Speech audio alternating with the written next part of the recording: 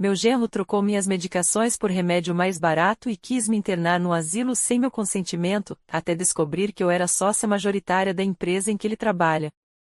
Eu me chamo Carmen e tenho 68 anos. Se alguém me dissesse, há 10 anos, que meu próprio genro iria tentar me prejudicar de forma tão covarde, eu teria dado uma gargalhada incrédula. Apesar de ter vivido uma vida modesta, sempre fui otimista, acreditando na família e no valor do amor que nos une. Meu falecido marido, João, homem de negócios visionário, deixou-me instruída acerca de finanças, investimentos e responsabilidade social. Ele me ensinou a importância de manter discrição sobre o que possuímos, valorizando uma vida simples em vez de ostentar. Nunca me passou pela cabeça que essa escolha nos traria alguma dor, pois achei que, ao envelhecer, teria ao meu redor pessoas que valorizassem quem eu sou, não o dinheiro que supostamente poderia ter. Mas eu estava enganada quanto a uma pessoa em particular, meu genro, Leandro, casado com minha filha Adriana. Quando Adriana começou a namorar Leandro, fiquei feliz. Ele aparentava ser gentil, atencioso, interessado em progredir profissionalmente, acima de tudo, parecia amar minha filha. Eles se casaram quando ela tinha 28 anos, e ele, 32. A cerimônia foi simples, mas repleta de afeto. Sempre tive uma convivência razoável com meu genro, sem grandes atritos. Contudo, percebi que ele se importava demais com aparências, sendo alguém que gostava de se exibir em reuniões de amigos ou familiares. Falava muito sobre seus feitos profissionais, sobre como era indispensável na empresa em que trabalhava, e alimentava o sonho de se tornar um grande executivo. Ainda assim, não me pareceu um defeito grave. As pessoas têm personalidades distintas, e eu tentava focar nas qualidades dele, para não ser uma sogra intrusiva. Meu marido faleceu quando Adriana tinha 25 anos, deixando-me uma herança considerável em ações, títulos e participação em algumas empresas. Ele foi um investidor sagaz, mas sempre discreto. Durante muitos anos, mantivemos a informação da minha condição de sócia majoritária em pelo menos 2 empresas em sigilo, pois preferíamos evitar holofotes. Eu não dependia de salário ou pensão, bastava-me os rendimentos desses investimentos. Mesmo assim, morei por toda a vida em uma casa simples, herança de família, e jamais ostentei qualquer luxo. Adriana sabia que eu tinha certa estabilidade, mas não tinha plena consciência da dimensão dos meus investimentos. Eu mesma preferia não entrar em detalhes, achando que bastava manter a vida tranquila. Leandro jamais imaginou que eu, uma senhora de feição humilde, pudesse controlar algo mais valioso que um punhado de moedas. Ao longo dos anos, Leandro passou a tratar-me com uma cortesia superficial. A postura dele era gentil nos eventos sociais, mas sempre me encarava com um olhar repleto de pena, como se eu fosse apenas a sogra idosa que vivia de aposentadoria. Ele não demonstrava real interesse em como eu me sustentava, nem em minha história de vida. Gradualmente, comecei a notar sinais de impaciência quando eu visitava Adriana e ficava uns dias na casa deles, fosse por uma enfermidade minha ou simplesmente para acompanhar a filha em momentos mais delicados. Aparentemente, Leandro não queria a sogra por perto.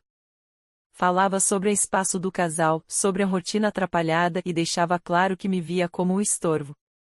Só nunca imaginei que ele chegaria ao ponto de tentar mexer nos meus remédios e me jogar num asilo de 5ª categoria. Foi por causa de uma forte crise de reumatismo que precisei ficar sob cuidados na casa de minha filha, pois, naquele momento, não tinha quem me ajudasse diretamente em minha própria residência. Adriana trabalhava em um hospital como enfermeira, e, embora tivesse seus plantões, conseguia me acompanhar quando estava de folga. Mas quem ficava a maior parte do tempo comigo era Leandro, pois ele passava algumas manhãs no home office, planejando negócios e resolvendo pendências pelo computador. A princípio, tudo correu bem. Ele me oferecia refeições, perguntava se eu precisava de ajuda para me locomover. Devo admitir que me senti grata por essa aparente boa vontade. Entretanto, após cerca de uma semana, comecei a suspeitar que algo estava fora do lugar. Minhas dores aumentaram em vez de diminuir, e minha pressão arterial, que geralmente era controlada, começou a oscilar sem motivo aparente. Perguntei a Adriana se ela havia mudado minha prescrição, e ela respondeu que não, que tudo estava igual. Então, mostrei as cartelas de remédio, e ela estranhou. Meu remédio original para hipertensão era caro, mas muito eficaz e prescrito pelo meu cardiologista. A cartela que eu tinha em mãos não batia com a receita. Ao contrário, era um genérico mais barato, ainda por cima de outro princípio ativo. Falei com Adriana, e ela ficou confusa, pois jurou que não fora ao farmacêutico trocar nada. Pressionamos Leandro, que ao ser confrontado, forçou um sorriso, dizendo: "Mas que diferença faz? Remédio é remédio. Esse genérico custa bem menos, tem quase a mesma função. Achei que fosse bom economizar." Economizar. Aquela palavra ecoou em mim. Por que ele queria economizar nos meus remédios? Eu nem pedia dinheiro a ele para comprá-los. Tinha minha conta, meu médico, e sempre fui responsável pelos meus custos. Ele, então, argumentou que queria ajudar a comprar as medicações, mas achou que era melhor uma opção mais em conta, pois eu não tinha renda alta. A conversa soou estranha, mas decidi não criar conflito imediato, pois Adriana precisava descansar. Porém, fiquei alerta, pensando que algo muito suspeito estava acontecendo. Nos dias seguintes, percebi que Leandro começou a falar, com cada vez mais frequência, de um tal asilo ou melhor dizendo, uma casa de repouso, onde idosos recebiam supostos cuidados. Ele me dizia: "Carmen, já pensou que, se você ficasse num lugar especializado, seria mais fácil? A Adriana e eu não podemos cuidar de tudo, e, lá, você teria enfermeiros à disposição.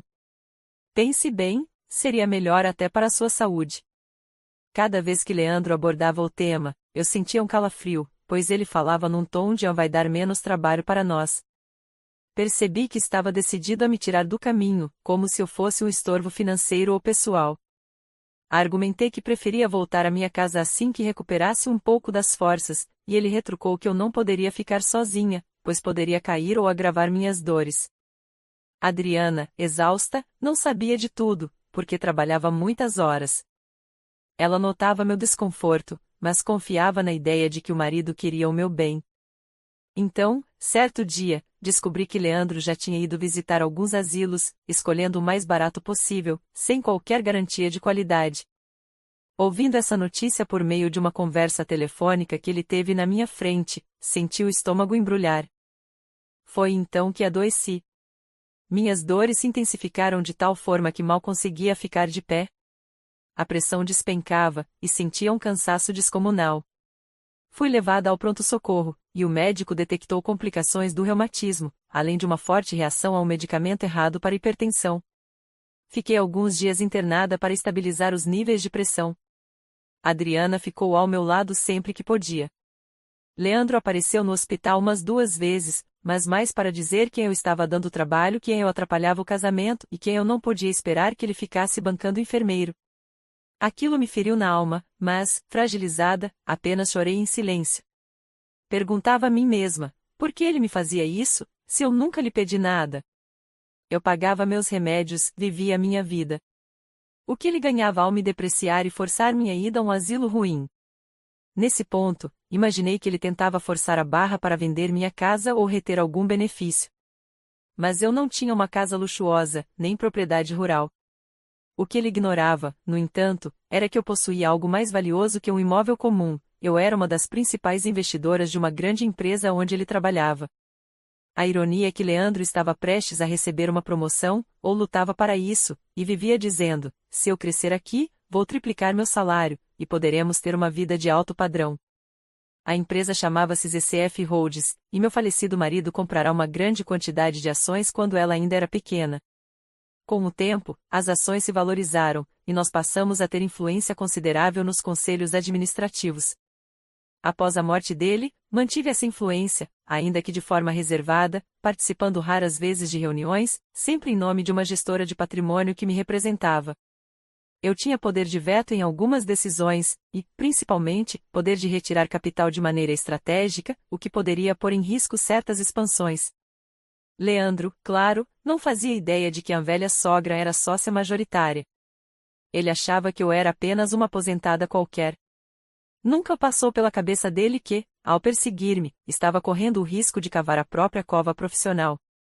Quando saí do hospital, fraquejada, fui levada novamente à casa de Adriana, mas me senti ainda mais desconfortável.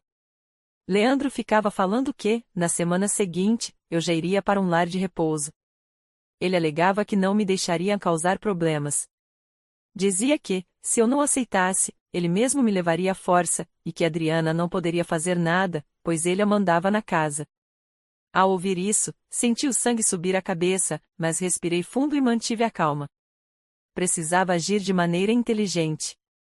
Então, na primeira oportunidade, liguei para meu advogado e pedi que organizasse uma reunião com o CEO da empresa ZCF Holdings, pois planejava fazer uma mudança significativa na minha participação. Não abri os detalhes ao telefone, mas deixei claro que era urgente. Depois, contatei Adriana e expliquei que tinha que resolver um assunto pessoal, sem comentar nada sobre a sociedade na empresa. Ela ficou preocupada, mas não questionou muito, apenas pediu que eu fosse cautelosa, já que meu estado de saúde ainda era frágil. Leandro, ao descobrir que eu sairia de casa para resolver algo, teve uma crise de fúria. Onde já se viu uma idosa doente sair por aí? Você quer morrer de vez? Acha que tem direito de fazer o que quiser, mas esquece que atrapalha nossa rotina. O melhor é te internar logo. Aquilo me doeu, mas eu, fingindo estar mais doente do que realmente me sentia, disse apenas que tinha que pegar uns documentos. Ele revirou os olhos e, antes de eu sair, me advertiu.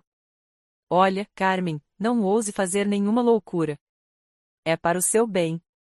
Você vai direto da minha casa para esse asilo.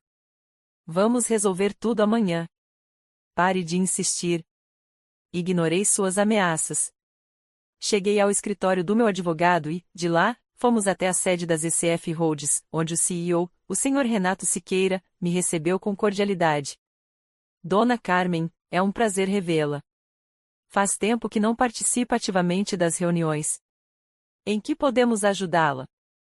Respirei fundo e relatei, sem entrar em detalhes pessoais excessivos, que precisava dar um aviso formal. Considere que, se dentro de pouco tempo, um certo funcionário da empresa, de nome Leandro, continuar me prejudicando no âmbito familiar, poderei retirar parte do meu capital de maneira abrupta, o que certamente impactará os planos de expansão.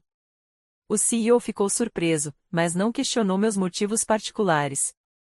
Ele compreendia a dimensão do meu poder, eu tinha ações suficientes para bloquear iniciativas críticas ou, no mínimo, gerar enorme instabilidade acionária.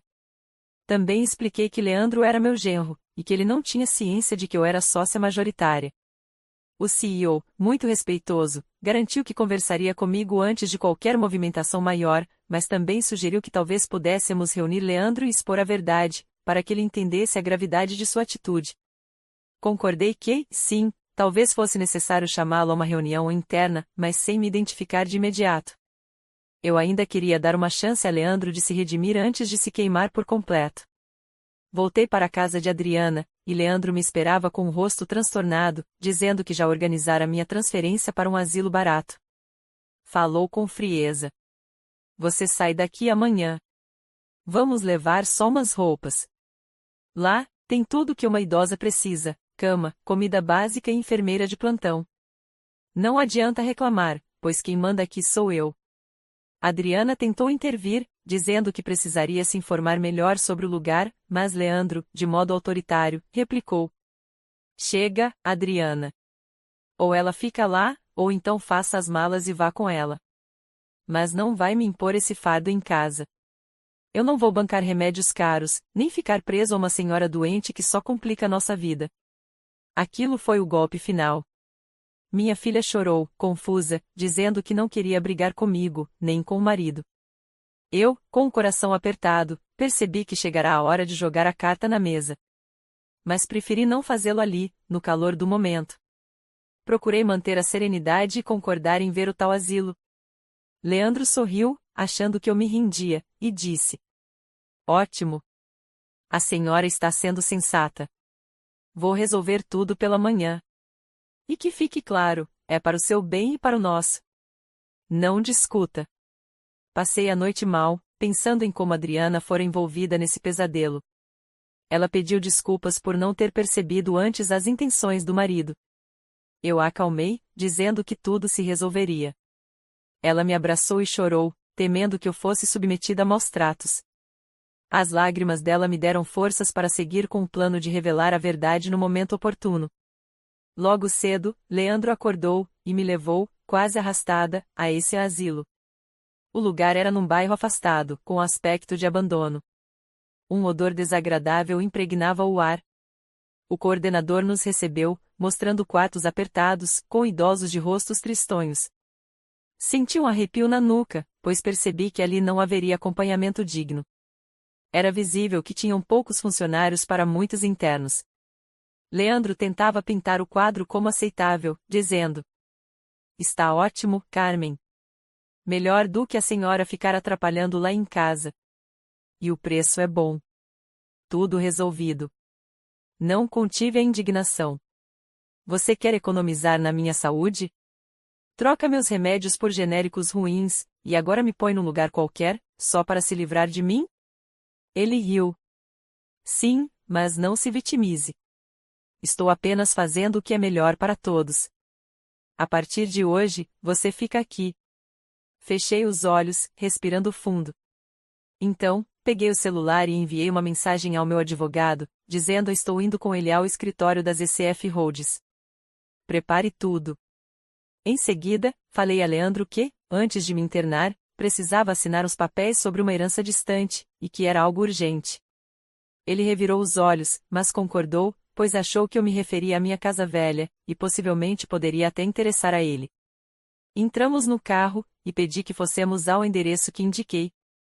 Ele achou estranho, mas cedeu, imaginando que fosse algo rápido. Chegando lá, deparou-se com um prédio empresarial vistoso, a marca ECF Holdings estampada numa fachada espelhada. Confuso, Leandro estacionou e me perguntou: "Mas o que você tem a ver com esse lugar?" "É a empresa onde trabalho." Assenti, fingindo cansaço. "Sim, preciso tratar de um assunto aqui." "Vamos entrar?" Ele riu, talvez achando que eu estivesse confusa, e me acompanhou. Subimos alguns andares, e, ao sair do elevador, nos esperava o CEO, Renato, ao lado do meu advogado. Leandro o reconheceu, pois já o vira em reuniões. O CEO cumprimentou friamente, e pediu que fossemos à sala de reuniões. Lá, sentei-me e deixei que Renato explicasse. "Leandro, talvez você não saiba, mas a senhora Carmen é nossa principal investidora individual. Ela tem o maior bloco de ações entre os sócios não institucionais. Então, antes de tomar decisões de expansão, sempre consultamos nossa equipe e, em casos críticos, a dona Carmen tem poder de veto ou até mesmo de retirada de capital." Leandro ficou branco como papel, arregalando os olhos. "Que? Como isso é possível? Ela é só uma velhota aposentada." Olhei-o com indignação, mas Renato prosseguiu: "E é justamente sobre isso que precisamos conversar. Soubemos que você, Leandro, vem maltratando a dona Carmen, tentando obrigá-la a viver em condições indignas. Isso nos preocupa, pois, se ela retirar subitamente seus investimentos, colocaria em risco vários projetos em curso. É algo que não podemos ignorar." Leandro gaguejava. Não estou entendendo. Ela é só minha sogra, que mal tem dinheiro para os próprios remédios. Deve ser alguma loucura." Entrei na conversa. "Loucura você achar que pode me internar num asilo barato para economizar, me trocar os remédios, sem imaginar que eu tenho meios de reagir. Meu falecido marido me deixou ações valiosíssimas, e eu mantive discrição até hoje. Mas você cruzou a linha. Agora sabe com quem está lidando." Ele engoliu em seco. O advogado sacou os documentos e, mostrando a Leandro, declarou: "Aqui está a comprovação da participação acionária de Dona Carmen.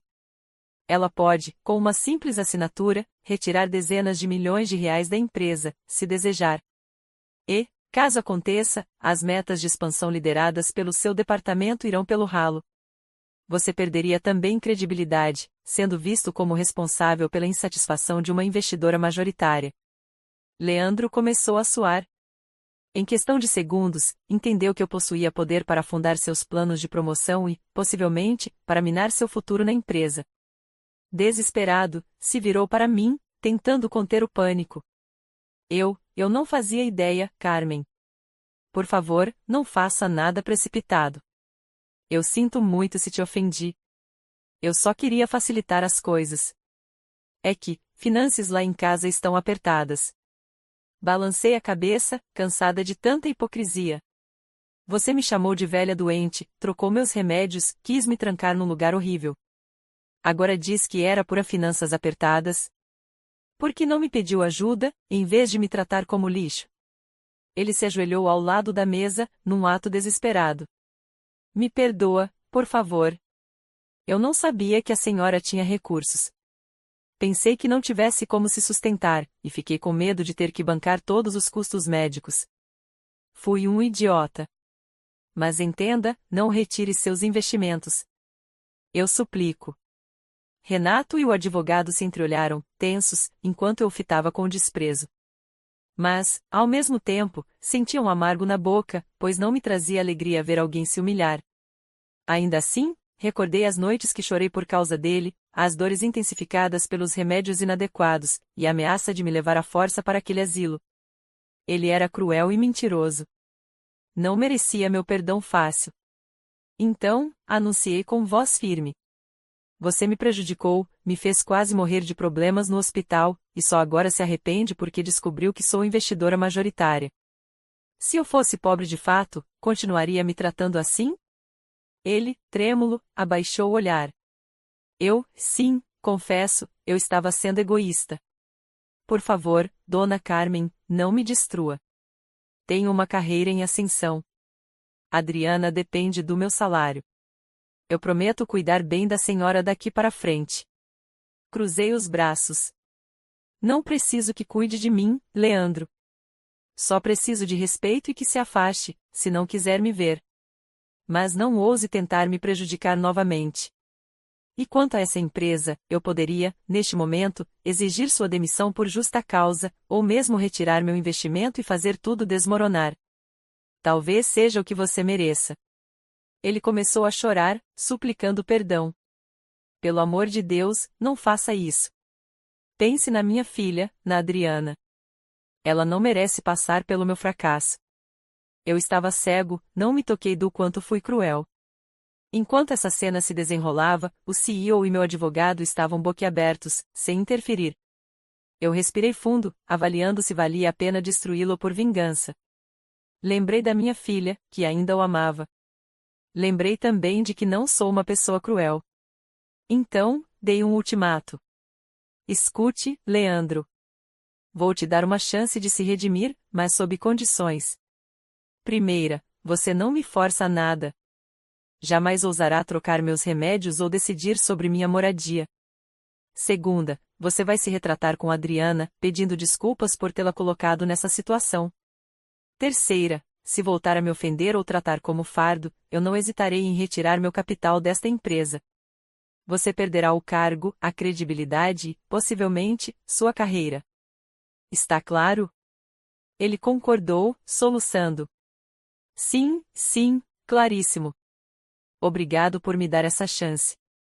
Eu juro que não farei mais nada para te prejudicar. Me perdoe. Senti certo alívio, mas também um peso. Eu não confiava nele, mas, ao menos, deixei claro que não estava indefesa. O CEO, muito constrangido, finalizou dizendo que, da parte da empresa, reconheciam minha importância e lamentavam o ocorrido. Ele pediu que, caso eu quisesse, eles poderiam realocar Leandro para outro departamento, onde não tivesse tanto poder. Preferi não exigir isso de imediato, pois precisaria falar com minha filha antes. Assim, encerramos a reunião, e voltei de carro com Leandro, que dirigiu em silêncio. Durante o trajeto, ele tentou, sem sucesso, puxar conversa cordial.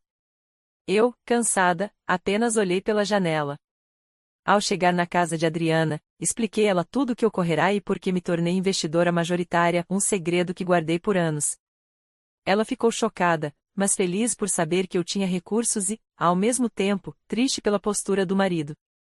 Leandro se ajoelhou, pedindo perdão a ela também. Choraram juntos, e eu me senti dividida. Parte de mim queria que ela se separasse de um homem tão egoísta, mas sei que o amor de minha filha não se apaga com um estalar de dedos. Nos dias que se seguiram, Leandro mudou radicalmente seu comportamento. Parou de falar em asilo, comprou novamente meus remédios corretos e me pedia desculpas a todo instante. tentava me mimar, cozinhando refeições, me oferecendo apoio. Eu, no entanto, mantive uma postura reservada, sem aceitar muito suas investidas de bondade forçada. Fui me recuperar em minha própria casa, preferindo a companhia de uma cuidadora que contratei. Não queria mais ficar debaixo do teto dele.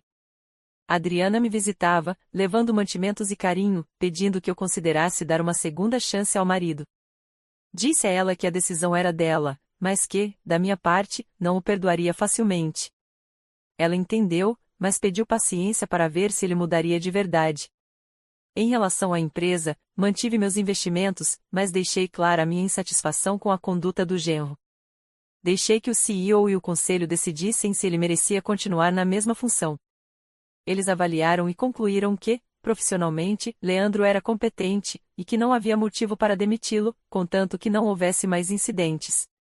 Aceitei, pois, no fim, meu objetivo não era vingança desenfreada, mas garantir que ele não me maltratasse. Percebi que a vida nos coloca em situações complexas, e, às vezes, o poder que detemos pode punir cruelmente, mas também podemos usá-lo para ensinar lições. Preferi ensinar, e esperar que ele aprendesse. Se voltasse a errar, então agiria sem remorso. Passaram-se meses, e minha saúde melhorou. Retomei minha rotina de leituras, caminhadas leves e participação em pequenos projetos sociais. Mantive a fisioterapia para o reumatismo, com medicamentos de boa qualidade, e não tive novas crises graves.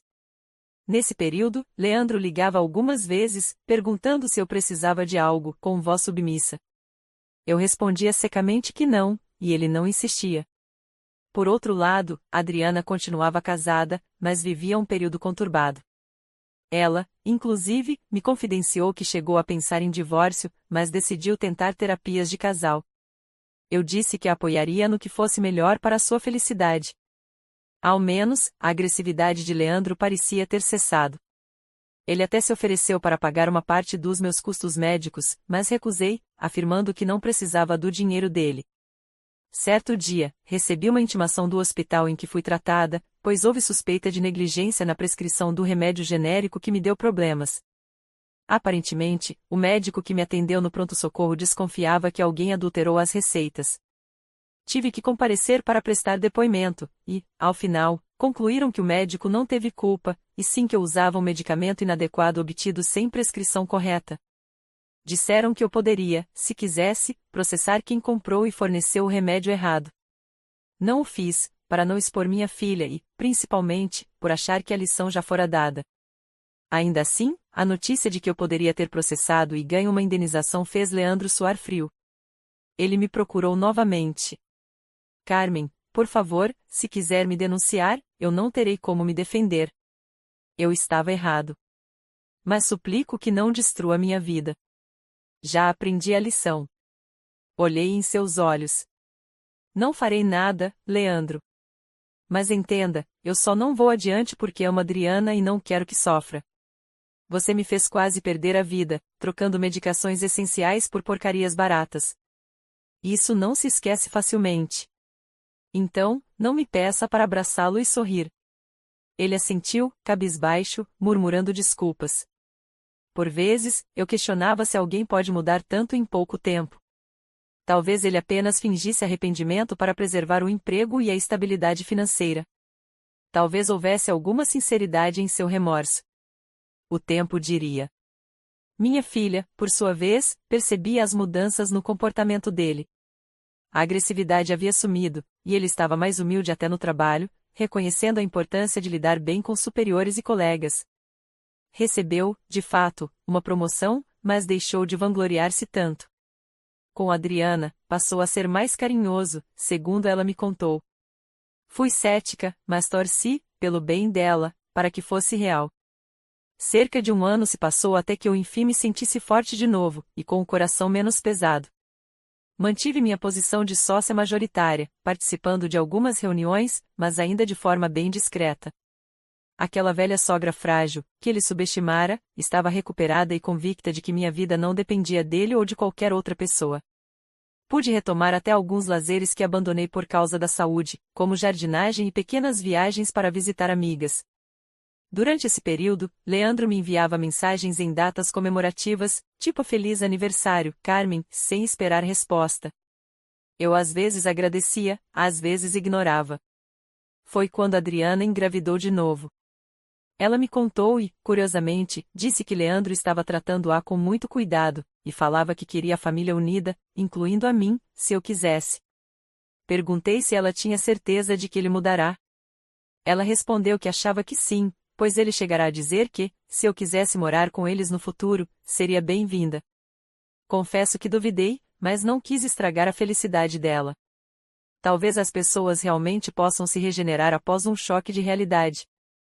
Ele mesmo me convidou para um jantar na casa deles, dizendo que prepararia algo especial em comemoração à nova gravidez e para se retratar por todo o mal que me causou.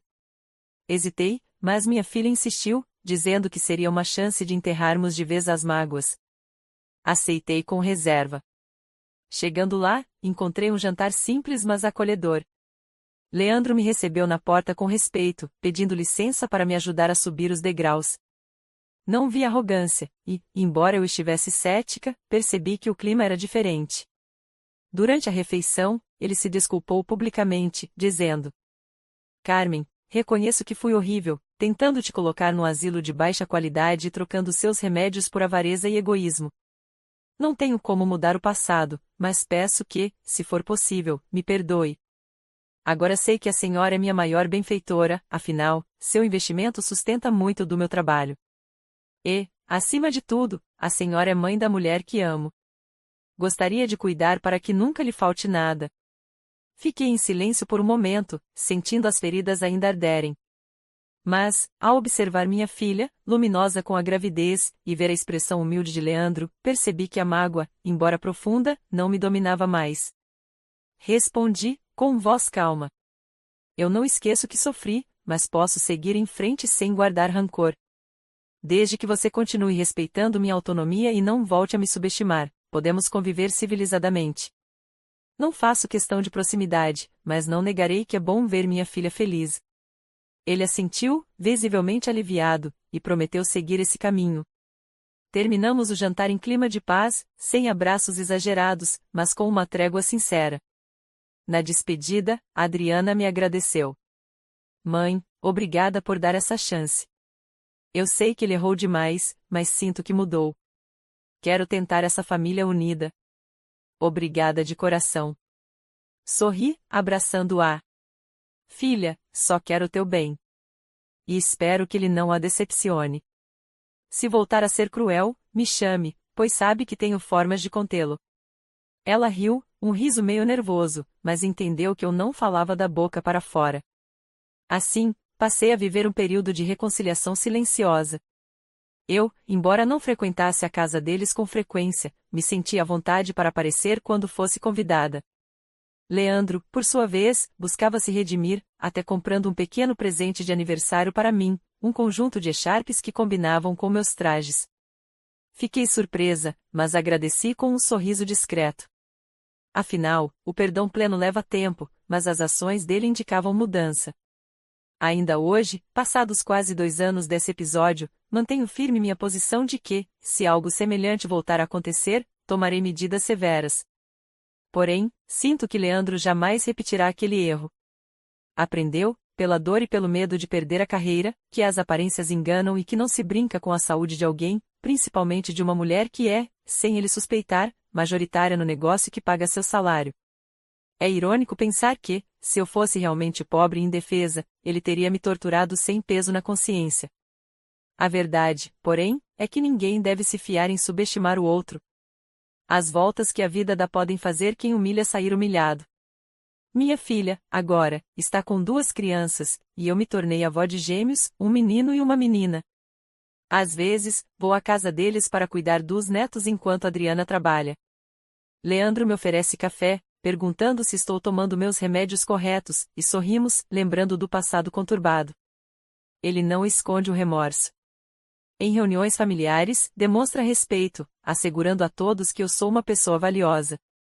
Não abro em detalhes minha fortuna ou participação societária, pois não gosto de ostentação, mas deixei claro para ele que, se, algum dia, precisar de ajuda financeira emergencial, não hesite em falar comigo, em vez de tentar soluções mesquinhas. Ele entendeu. E assim sigo minha vida, sem dramas, sem rancor, mas com lições aprendidas.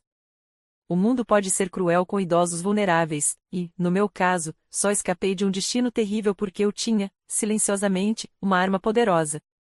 Lamento pelos muitos que não dispõem de tal escudo e acabam abandonados em asilos medíocres ou vítimas de maus tratos. Espero que, contando essa história, eu possa inspirar outras pessoas a lutarem por sua dignidade, mesmo que não tenham poder econômico. É preciso denunciar abusos, buscar apoio de parentes ou amigos, defender-se de quem pretende descartá-las. A velhice não é sinônimo de invalidez, nem de passividade. Ao me recordar de cada detalhe, sinto um aperto no peito, mas também orgulho de ter conseguido reverter a situação. Meu maior consolo foi ver que Adriana percebeu a gravidade do comportamento do marido e, embora tenha optado por seguir casada, exigiu mudança de atitude. E ele mudou, ao menos na prática, ciente de que não poderia mais me anular sem consequências. Por vezes, me pergunto se esse arrependimento de Leandro é genuíno ou motivado pelo medo de perder o emprego e desmoronar financeiramente. Talvez seja um misto dos dois. Porém, contanto que ele continue agindo corretamente com minha filha e meus netos, não vejo por que alardeá-lo novamente. O importante é que me recuperei, mantenho minha saúde sob controle com os remédios certos, e ainda exerço influência nas ECF Holds sem me exibir. Se alguém me disser que sou apenas uma velha, sorrio e penso, mal sabem do poder que carrego nos bastidores. A vida me ensinou que nem sempre precisamos gritar nossas posses. Há força na discrição. Foi por ter sido discreta que consegui flagrar o plano do genro e usar minha influência na hora exata. Gosto de acreditar que, se meu marido estivesse vivo, teria aprovado a forma como conduzi esse conflito, pois João sempre prezou pela sabedoria de não agir por impulso. Meu relato, portanto, termina com a lição de que ninguém deve subestimar uma senhora quieta. Muitas vezes, a quietude esconde conhecimentos, posses ou artimanhas que podem reverter qualquer situação.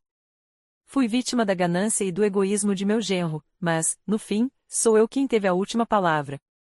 Agora, quando vejo brincar com meus netos, percebo que a vida seguiu um rumo de paz. Não apagará o que sofri, mas me ensinou que, apesar de toda a maldade, posso reerguer-me e mostrar que a idade não me faz indefesa. E Leandro, espero, nunca mais tentará trocar minhas medicações ou me empurrar para um asilo sem meu consentimento. Afinal, sou a majoritária, e, em meu mundo, a palavra final é a minha.